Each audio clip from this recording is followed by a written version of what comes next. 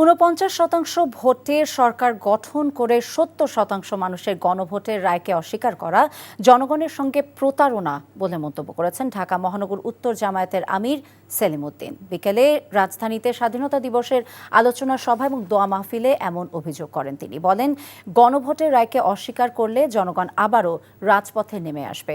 বিএনপিকে কারো দয়ায় ক্ষমতায় টিকে থাকার চেষ্টা না করে জনগণের সঙ্গে থাকার আহ্বান জানান সেলিম উদ্দিন। সরকার অচিরে জুলাই সনদ মেনে সংস্কার পরিষদের শপথ নেবে বলেও মনে করেন তিনি।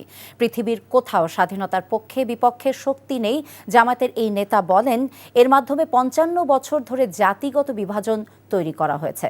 দেশের স্বার্থে সবাইকে ঐক্যবদ্ধ থাকার আহ্বান জানান সেলিম উদ্দিন। 49% সাপোর্ট নিয়ে আসছেন, তাইলে এত ভয় কেন? আপনার জুলাই সনদ বাস্তবায়ন করতে হবে, সংস্কার পরিষদের শপথ নিতে হবে, দেশের স্বাধীনতার সার্বভৌমত্বকে অটুট রাখার জন্য, মজবুত রাখার জন্য জনগণকে ঐক্যবদ্ধ রাখার দায়িত্ব আপনাদেরকে পালন করতে হবে। আর যদি এটা করতে না পারেন, তাইলে হাসিনা যে পথে গেছে আপনারা সেই পথে যাওয়ার প্রস্তুতি নিন।